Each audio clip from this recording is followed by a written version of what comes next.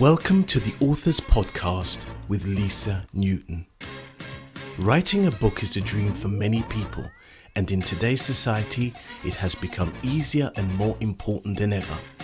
If you are an expert, speaker, coach, or an authority in your field, having a book is the new business card. It can increase your credibility, enhance your status, and make you the go-to person in your field, opening doors and bringing a flood of opportunities straight to you. You can increase your fees and start choosing the clients you really want to work with. The Author's Podcast show with Lisa Newton is designed to inspire, educate and inform you, both entrepreneur and individual, on how to write a book, as well as writer's tips and strategies on how to actually get that book written. On today's show, you learn more about how to write a book, including writing ideas, marketing, and how to succeed in getting a book written. Here we go with the Author's Podcast, and here is your host, Lisa Newton.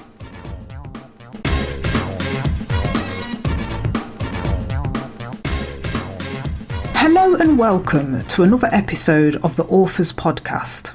My name is Lisa Newton, I'm your host, and in each show I'll interview a different author, asking them about their book or books, how they got started, and what tips they might have for you out there thinking of writing a book.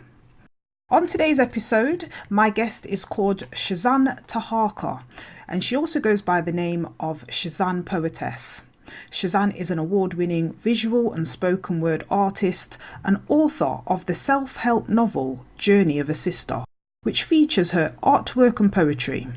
In 2014, Cezanne won the title International Artist of the Year in the Spokenword Billboard Awards, USA. Cezanne is passionate about helping women to heal from psychological, emotional and physical abuse in order to develop love for themselves, to know themselves, rebuild their family structure, build strong relationships with their men, and ultimately to rebuild our community. Her novel partly tells her story, which many sisters and brothers have been able to identify with. One quote was from J. Jem, which said, "It felt as though I was reading my diary. I had so many mixed emotions. There were moments of tears, laughter, and last but foremost, hope." So I should have on the line there with me Cezanne Taharqa. Yes, I'm here. Good morning, Lisa. Thank you for having me on your show. I'm delighted. Excellent. Okay, so Journey of a Sister. That's the name of the book. Tell me how the book came about. Well, that's the revised edition of the novel. It's a self-help novel. So the first edition was originally titled Single, Spiritual and Sexual.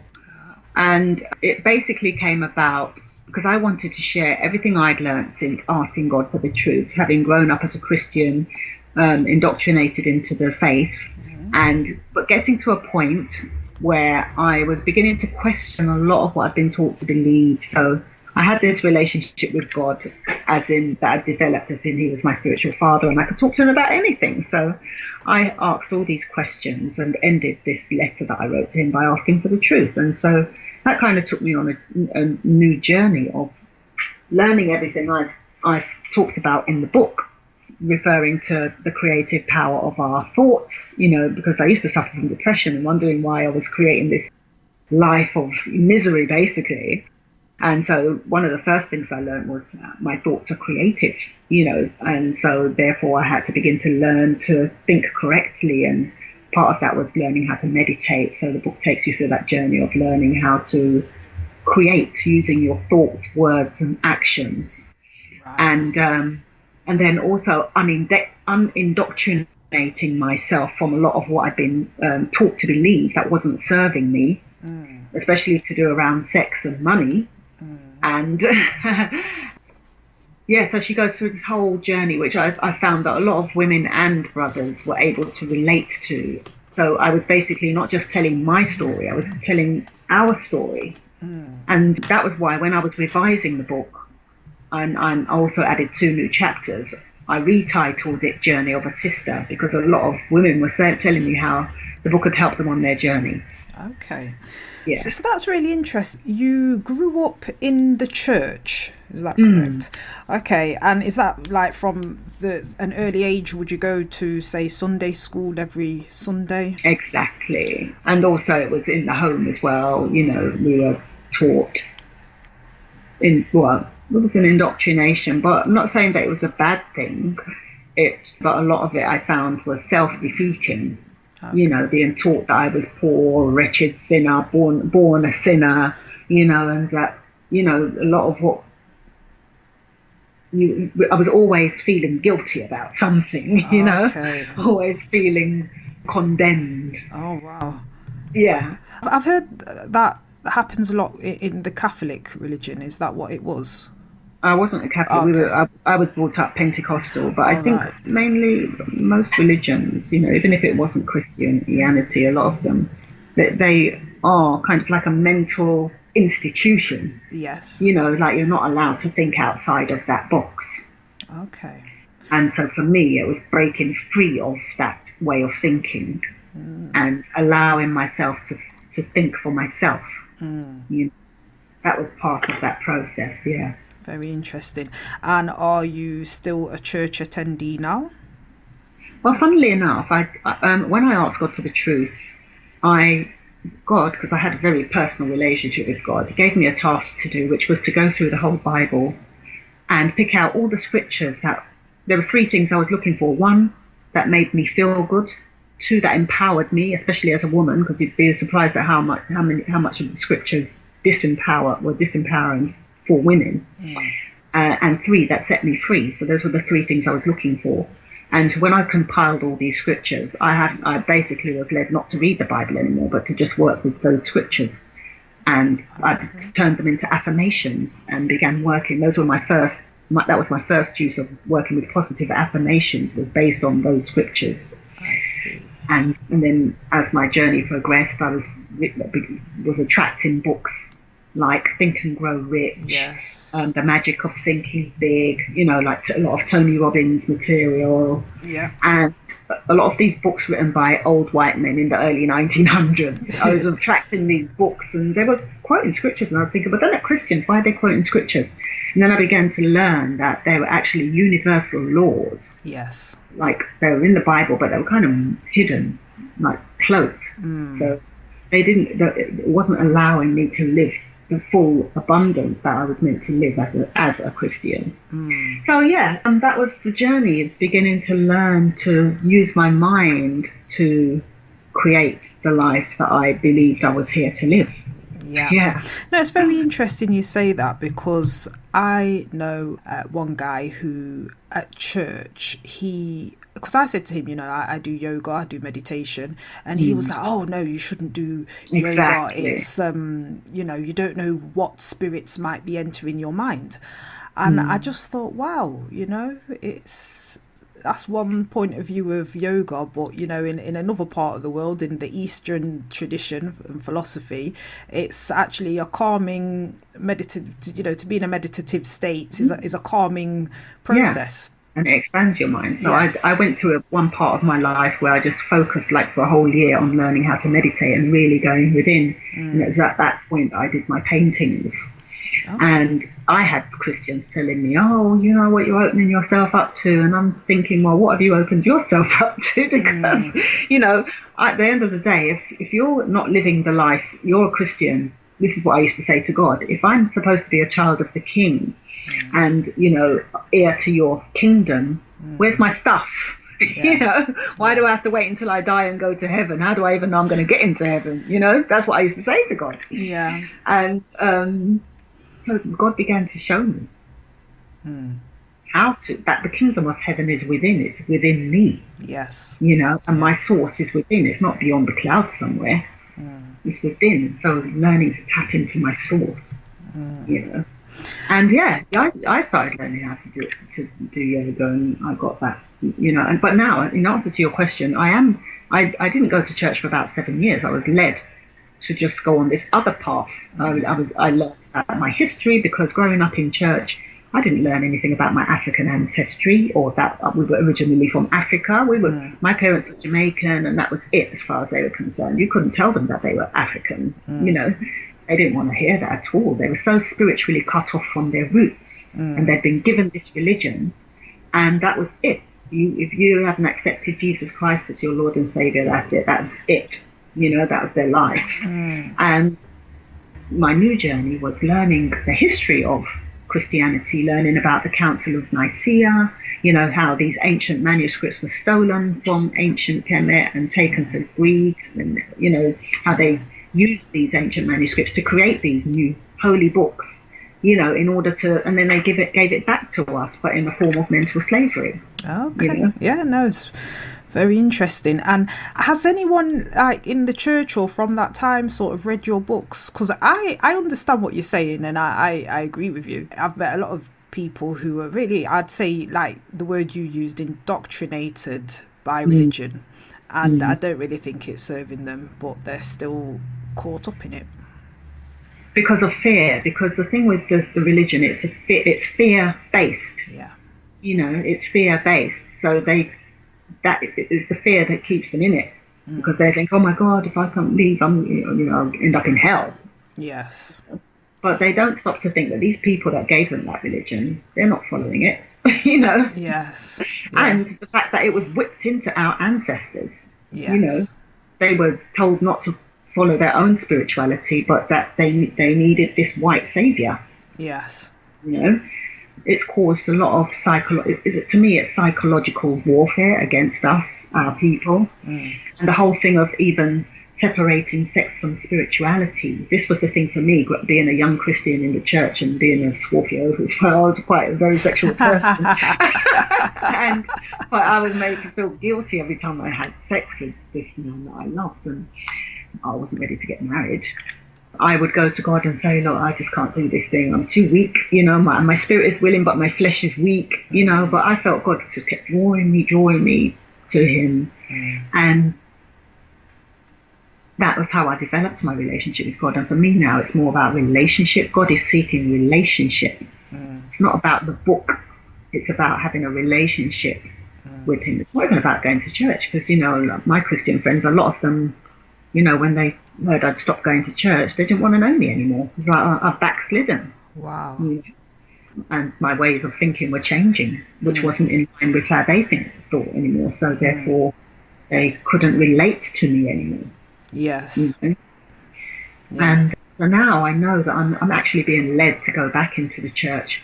And it's funny how God works, actually, because now I'm being led to go back into the church. And I actually attended a friend invited me to a church launch, and it turned out to be my old pastor from like 20 odd years ago. She was launching a new church, having a husband. And I gave her my book, and she read some of it, and she's like, "Oh no, it's not in, you know, it's not in line with how we think, blah blah blah." So, but I met another reverend there, and I gave her the book, and she was like, she's more on my page, and I believe that there's a shift happening. Where religion is concerned, and people are beginning to wake up and realizing that they've been held in mental bondage. So I didn't write the book for everybody. I wrote the book for those who were like where I was 8 years ago, searching for the truth, you know, beginning to think, this thing isn't serving me. How is that, you know, is there more to what I've been taught to believe? So do you think this book would appeal to those perhaps in the church, women, maybe men as well, in the church at the moment, who are just sort of thinking, not sure about this? Exactly why I revised it, actually, was specifically for the church market, because the first edition of the book, Single, Spiritual and Sexual, loads of, I think I sold about 500 of the paperback copies, and I don't know how much of the ebooks I sold. I sold downloads, a lot of downloads, and so I have a lot of very good feedback regarding the first edition, but then I kind of felt like I was preaching to the already converted, yes. You know, and I specifically wanted to target church people. And after giving the book to my ex-pastor, and she was like, oh no, I thought to myself, and I actually had a word that said that you don't need pastor's permission, because it's kind of like a dentist. You can't, or the doctor, if you get people in perfect health, there's no need for the doctor anymore. There's no need for the dentist anymore. Yes. Yeah. So it's in their best interest for people to learn the truth, you know? Yeah, no, that's very true. It's very interesting.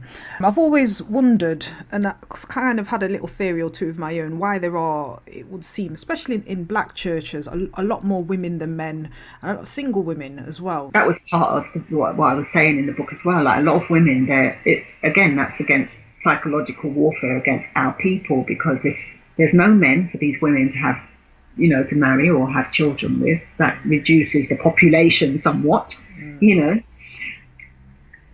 But is it a female thing? Why do you think there aren't maybe as many men in the church as women? Well, when you think about it, it's the same when you go to clubs, isn't it? No, but normally though, when I've spoken to people who have been bouncers, they're not really supposed to tell you this, but it's their door policy. They will have policies which will say things like, if there's groups of men, we don't let them in, but we'll let in large groups of women. And if there are men, normally they have to go in with a female.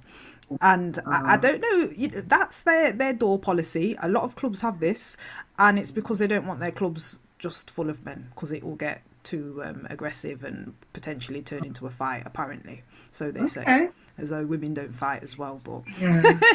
I think generally women are more intuitive, so they're more in tune with spirit. I don't know, I think that there is something about that. We are more in tune with spirit.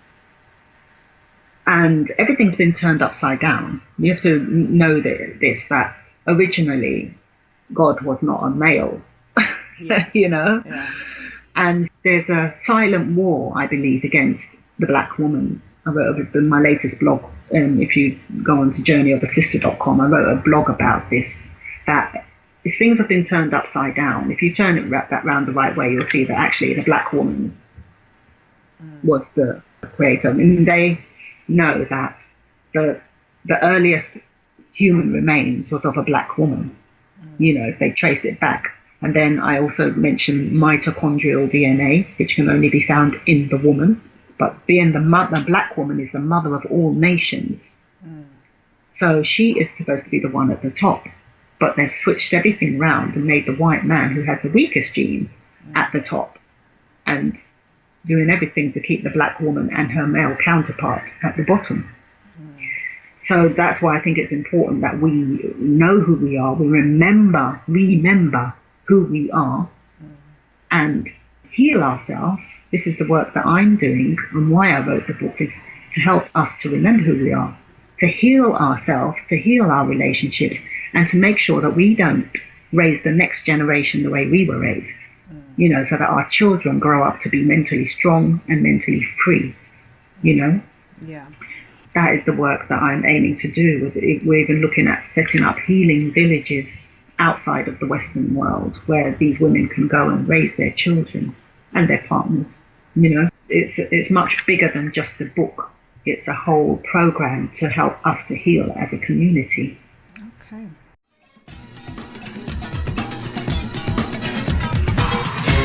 You were listening to the Authors Podcast with me, your host, Lisa Newton.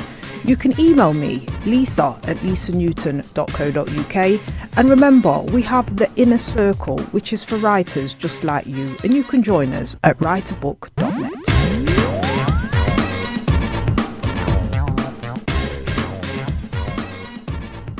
For those who are just tuning in, I'm talking to Cezanne Taharqa, also goes by the name of Cezanne Poetess. She's an award-winning visual and spoken word artist and the author of the self-help novel Journey of a Sister, which features her artwork and poetry. So Cezanne, tell me then, the book features your artwork and poetry. So you do come from an arty background. Tell me a little bit about that. I was like a blocked writer and artist for over 20 years, but I went through, as I was going through my process of self-healing and really going within and finding out what was going on in my subconscious mind and clearing the debris, so to speak, and I unblocked as a writer and as an artist. So I first did the paintings, wrote some poems that went with the paintings, and then I was led to write the novel. And as I was writing, I realized that my artwork and poetry could be used to illustrate the book. So everything just kind of came together. Yes. Organically, and that's how it is. And the book is not my autobiography by any stretch of imagination. I actually used the book to stretch my imagination, because I have learned that I can create whatever I can imagine, and I was learning about creative visualization. So I used the book to stretch my imagination to its limits, and then I discovered it didn't have any limits. I could just go on and on and on. Well, it was just great. And so the storyline is totally made up. I mean, the first chapter refers to her story in terms of growing up in the Christian background, dealing with all the issues of my sexual desires and not knowing what to do with them, or falling into sin, as they call it, and then feeling guilty about it. And so that was her story. And I've found so many people were able to relate to that, and even the whole thing with, I don't know if it's a daytime show or nighttime show, so I'm not going to say too much, but, but yeah, having to change my way of thinking around sex and even marriage. And funnily enough, now I am actually getting married, but not in the sense of a conventional white wedding, because I don't believe in that. Part of my quest was what is God's idea of marriage, because the wedding dress, the signing a register, which is a contract with the government, nothing to do with God, going on a honeymoon, that has nothing to do with God. So I wanted to know what is God's idea of marriage. For me, it's a spiritual union, and it's a marriage of your minds and your hearts and your soul. So me and my partner, we are creating our idea of what marriage is, making up our own vows and just probably jump a broom on the beach. But having that total commitment to each other at the same time, and knowing that it doesn't take signing a register to be totally committed to coming together. Yeah. Okay. And going into ministry together, and sharing. He has a story to share, I have a story to share. We all have a story to share, but when it comes together, then... So when you said then you were led to write the book, what do you mean by that?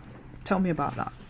The process, because the process of writing a novel, part of my self-healing journey was, again, learning that I am God in the flesh. And as a goddess, I must create, because that's what God does. He creates, doesn't he? So as a goddess, I began creating and allowing myself, part of my unblocking as a writer and an artist was thinking of myself simply as a channel for God to create through.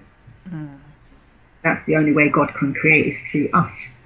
So I just opened myself up as a channel for God to create through. And I actually dropped out of my creative writing course because I found it a bit too restrictive. And so when I started writing the novel, I'd written 46,000 words in 3 months. And that was simply by going to bed at 8 o'clock in the evening, waking up at 4 o'clock in the morning and writing for 2 hours.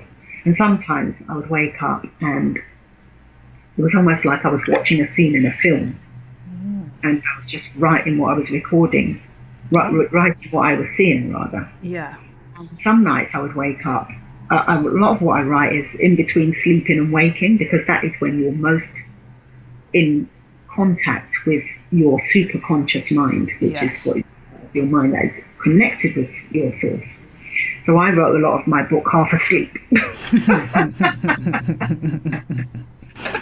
Or it called me in a semi-meditative state, not half asleep. Yeah, exactly. And auto writing, or even one particular scene I remember. I woke up, I didn't remember it at the time, but I woke up in the middle of the night, wrote this scene, went back to sleep, and in the morning I didn't even remember writing it. Wow. And it was only like a few days later I was flipping through my notebook, my journal, and I saw it and I was thinking, oh my God, this is good. I need to put this in my book.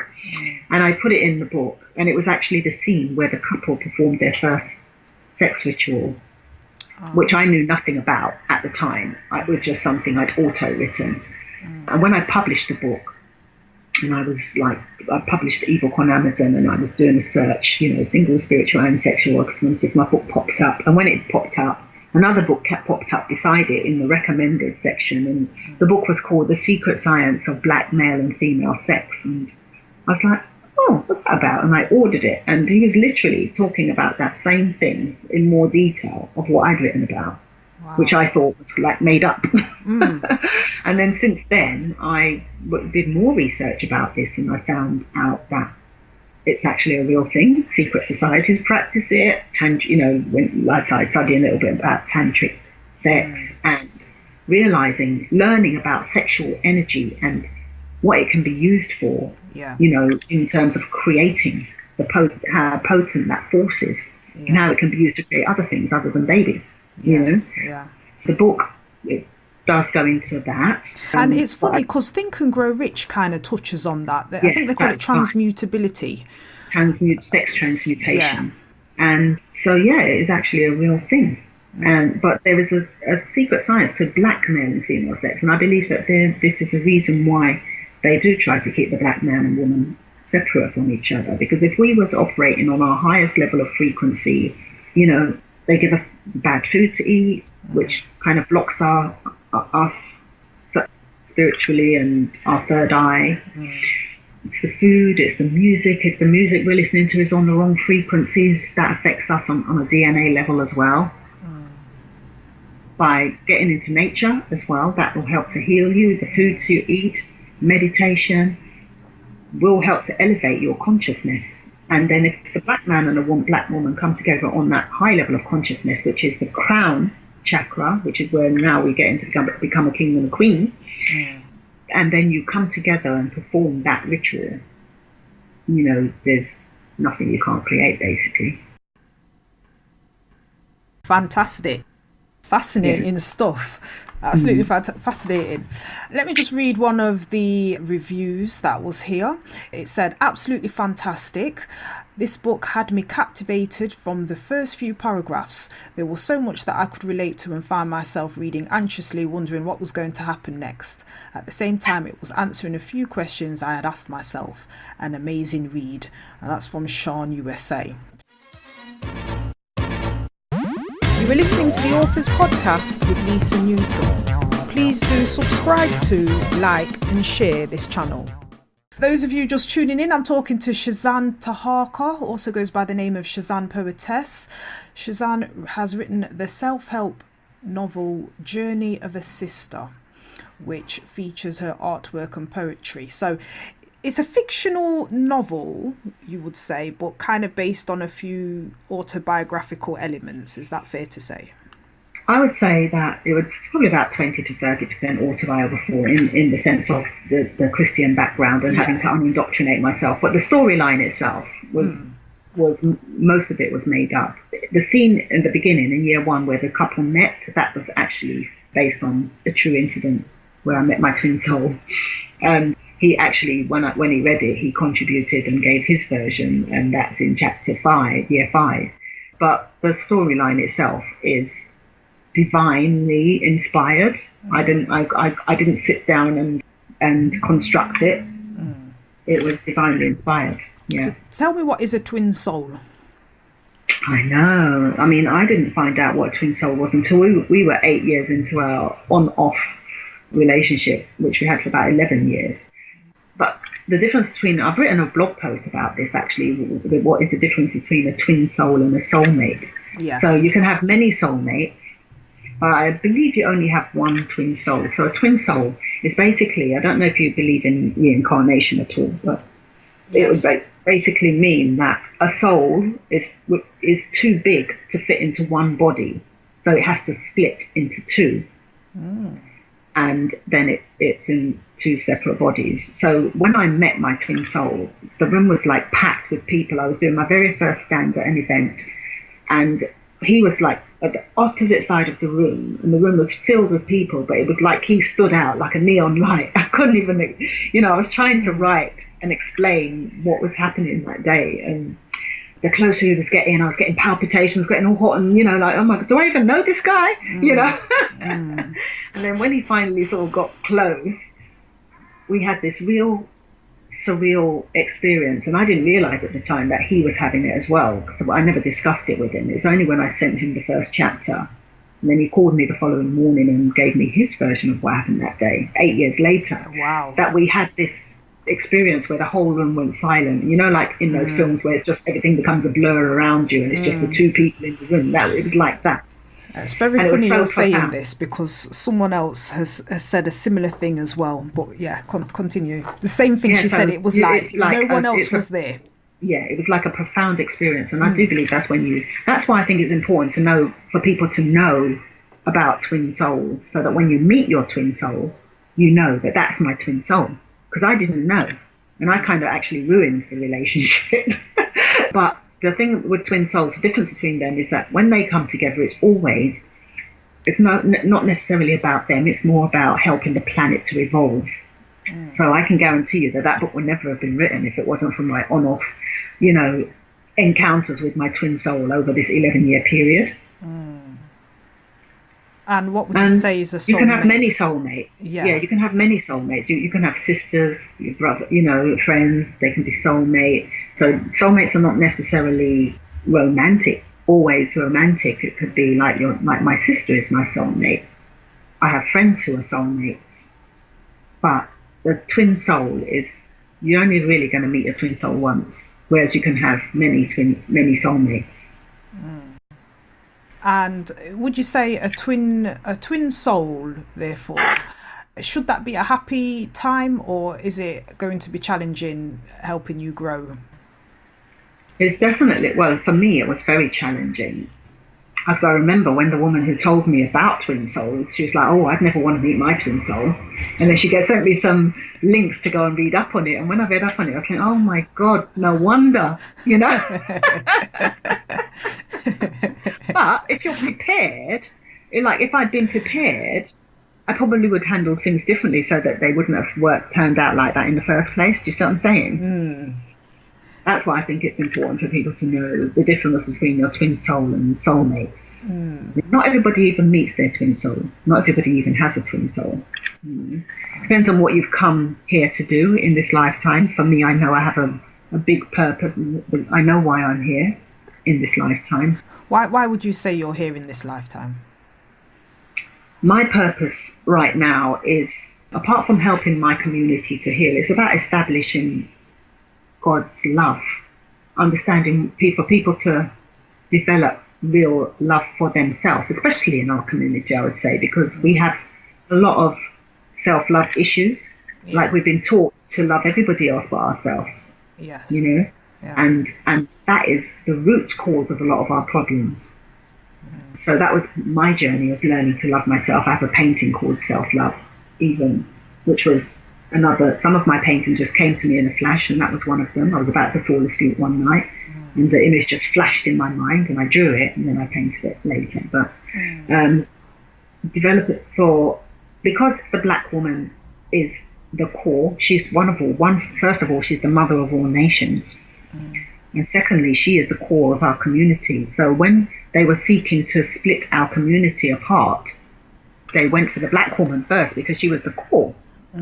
So my role here is, one, to help us to heal, but also it's this whole thing with religion and sex and spirituality as well. I feel that it's my job to put sex and spirituality back together again, because religion was used to separate the two. So if you're sexual, you can't be spiritual, and if you're spiritual, you can't possibly be sexual, Yes. Whereas the two go hand, they are one.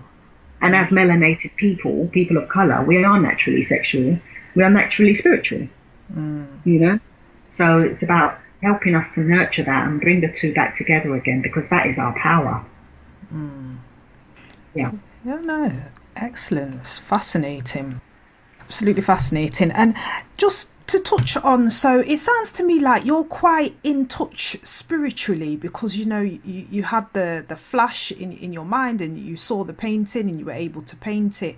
And I just want you to talk me through the auto writing. How does that work? Because I know some people out there will probably be thinking, oh, she might have been possessed and someone else or something else took over her pen. What would you say to that? Well, first of all, like I said, I did open myself up as a channel for the creator to create through. That was part of my process when I was going through the unblocking period. Like I said, I was a blocked writer and artist for 20 years. And when it's the book The Artist's Way by Julia Cameron. That was the book that helped me to unblock as a writer and an artist. And one of the first things she says to do is just write 3 pages a day every morning. It's called your morning pages. Just write 3 A4 sheets every morning.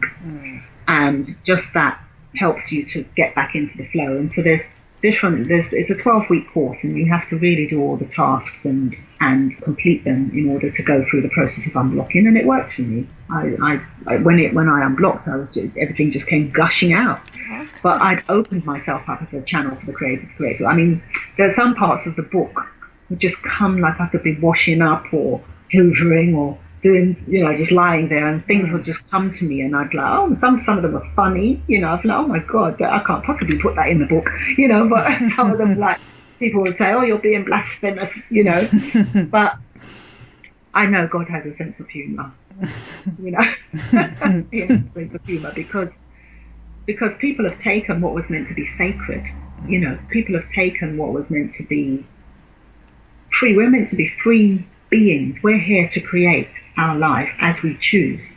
But people have taken those ancient scripts and used it against us. And God, I think He has a problem with that, to be honest. She, because I don't really even consider God to be a male, certainly not a white male anymore. But we were led to believe, me growing up in church, that God is this white male in the sky, and Jesus is a white man. Sitting on a cloud. Yeah, and so there's a lot of. So I believe God is doing a work to draw people back to Him without a religion, without feeling that you have to follow a book. It's about relationship. It's about really tuning in and knowing that you are God in the flesh. I got that revelation from sitting that same painting, Self-Love. I was sitting just meditating for a couple of hours and just using it as a focal point, and then that day a scripture came to mind, and I'd never heard it like that before. I'd heard it in church so many times, but I got the revelation of it that day, and it was be still, which is what I was doing. I was sitting there for like 2 hours just being still.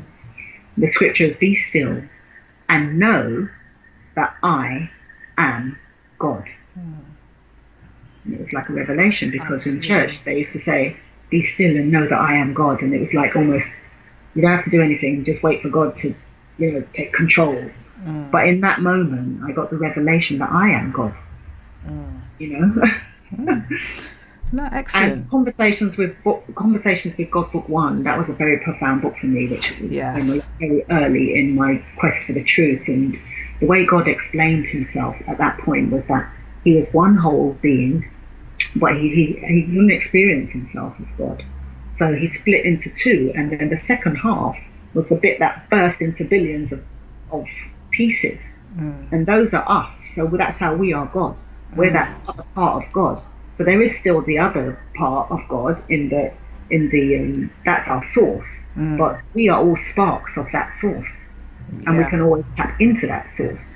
And that was so profound when it made so much sense to me, that God is inside of me, and that the way to tap into my source is to go within. It's not outside of me, it's within. Yeah, I completely understand what you're saying there. And I think that over the years, especially religion, because I remember studying the sociology of religion and how we had a debate about it. This was at school many years ago, whether it actually helped or hindered people. It did a bit of both, but if you always have to go externally to the pastor or to the priest to get your answers, then like you say, with the analogy with the dentist, it's like you always need them there, whereas God's within you and around you all the time. So it's finding that. And it's just empowering. So it's about reclaiming your power, your true power, which is within. You don't have to keep searching outside of yourself. Just go within.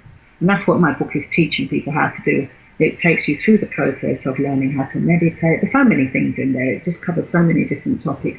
It's like I just crammed everything into one book. You know, that's the main thing. It takes people on that journey of finding themselves, finding who they are, even down to our African ancestry and reconnecting with our ancestral. Because I think a lot of what I was even writing about, we have things buried in our DNA. That, like I said, when I woke up and auto-wrote the thing about the sex ritual, that is buried in my DNA. So it's ancestral. Yeah, no, I believe that.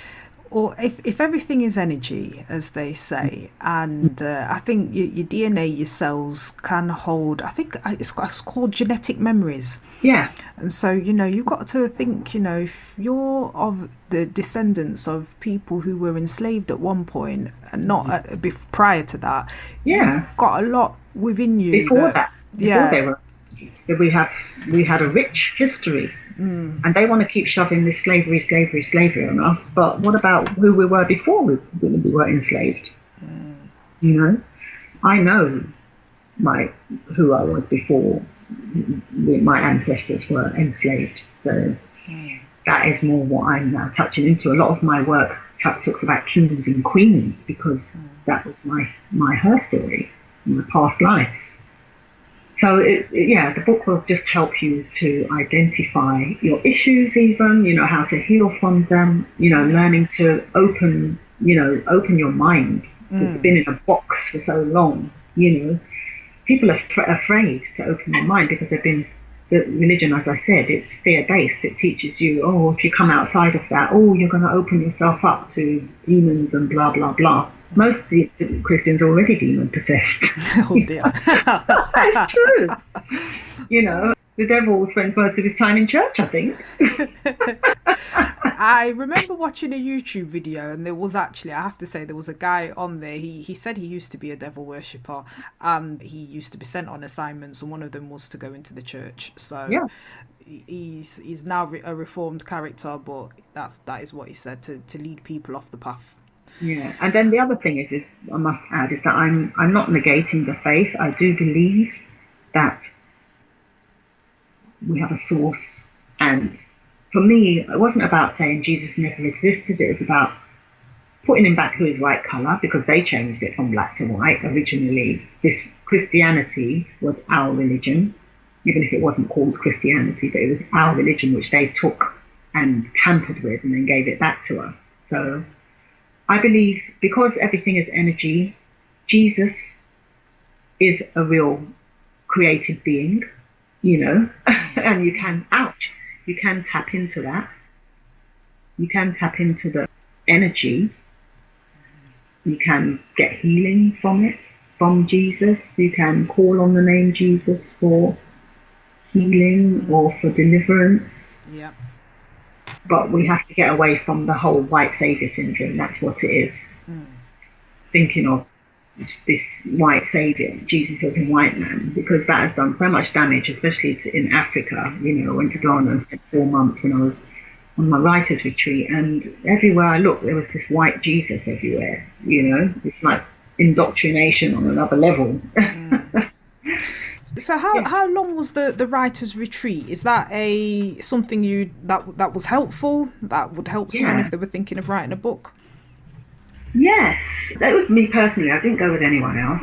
Well, initially I went with 17 people, and we toured Ghana for 10 days, and then when they came back, I stayed.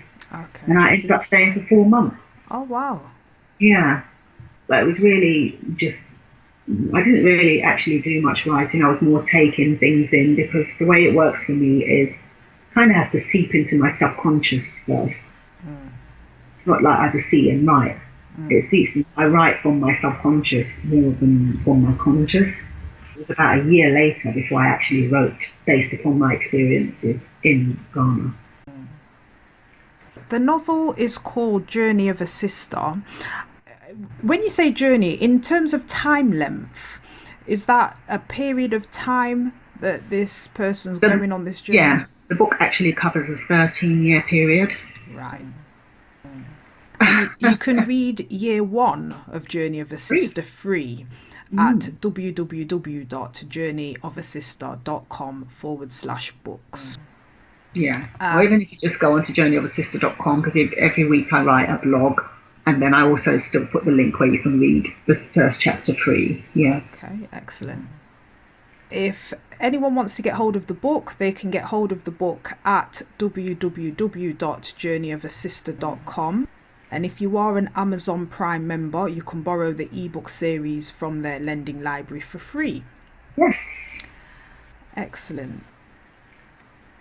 Quote here from Share of London regarding the book. She says, "It's an amazing book and I'd encourage women who are open to bettering themselves to read this. It is a truly beautiful and realistic depiction of a woman's journey back to herself and to her God. This book provides a foundation which will encourage you to continue learning and growing long after you've turned the last page." Excellent. So on that note, Cezanne Taharqa also goes by the name of Cezanne Poetess. I'd like to thank you very much for being a guest on the show. My pleasure. Thank you so much for having me. Excellent. And so for the listeners out there, Cezanne Poetess, Cezanne Taharqa, award-winning visual and spoken word artist and author of the self-help novel Journey of a Sister. And you can get hold of that book, read year 1, Journey of a Sister free at journeyofassister.com, and also the whole book, the whole series is available on Amazon. And if you're an Amazon Prime member, and if you prefer the paperbacks, you can also get the paperback from journeyofassister.com. Yeah. Excellent. Okay, so thank you very much, Cezanne. Thank you. Listeners, I hope you enjoyed our talk there. There's a lot of good tips in regards to how you might get some writing done. Maybe go to bed a lot earlier, 8 o'clock, get up a lot earlier, 4 in the morning, whenever it's good for you. Perhaps some meditation can help you clear your mind and helping you to unblock. For those of you out there that might have writer's block, perhaps checking out Julian Cameron's The Artist's Way. And also, I also do offer a service. I do help other people self-publish their books. I offer editing services. I'm known as the literary doula. I help people give birth to their books. So if anybody is interested, you can send me a message through that same website, journeyofassister.com, and I will reply. Yeah. Excellent. Fantastic. Oh, can I just add one last thing? Sure. I also am going to start an event where we're going to be discussing the topics raised in my self-help books. So if you go onto the events page of journeyofassister.com, you'll find out any events there. Okay, excellent. I'll be at. Okay, journeyofassister.com. So thank you very much, Cezanne. Thank you, Lisa. Okay. Speak to you again soon. All right. Take care. Bye. Bye.